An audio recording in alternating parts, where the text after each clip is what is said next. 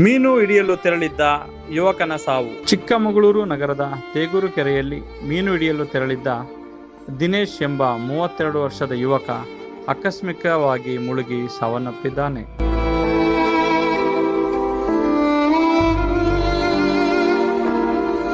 ದಿನೇಶ ನೀರಿನಲ್ಲಿ ಮುಳುಗಿದ್ದಾನೆ ಎಂಬ ವಿಷಯ ತಿಳಿಯುತ್ತಿದ್ದಂತೆ ಸಾರ್ವಜನಿಕರು ಕೆರೆ ಬಳಿ ಧಾವಿಸಿ ಅಗ್ನಿಶಾಮಕ ದಳಕ್ಕೆ ಕರೆ ಮಾಡಿ ತಿಳಿಸಿದ್ದರಿಂದ ಸ್ಥಳಕ್ಕೆ ಆಗಮಿಸಿದ ಅಗ್ನಿಶಾಮಕ ದಳ ತಂಡ ದೇಹವನ್ನು ಹೊರತೆಗೆಯುವಲ್ಲಿ ಯಶಸ್ವಿಯಾಯಿತು.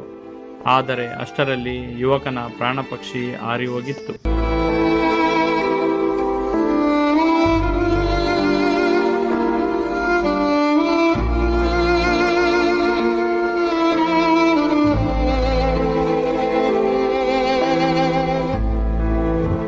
ಯುವಕನ ದೇಹ ಕಂಡ ಕುಟುಂಬದವರ ಆಕ್ರಂದನ ಮುಗಿಲು ಮುಟ್ಟಿದ್ದು ಶವವನ್ನು ಸಾರ್ವಜನಿಕ ಜಿಲ್ಲಾ ಆಸ್ಪತ್ರೆಯ ಶವಾಗಾರಕ್ಕೆ ರವಾನಿಸಲಾಯಿತು. ಈ ಕುರಿತು ಗ್ರಾಮಾಂತರ ಪೊಲೀಸ್ ಠಾಣೆಯಲ್ಲಿ ದೂರು ದಾಖಲಾಗಿದೆ.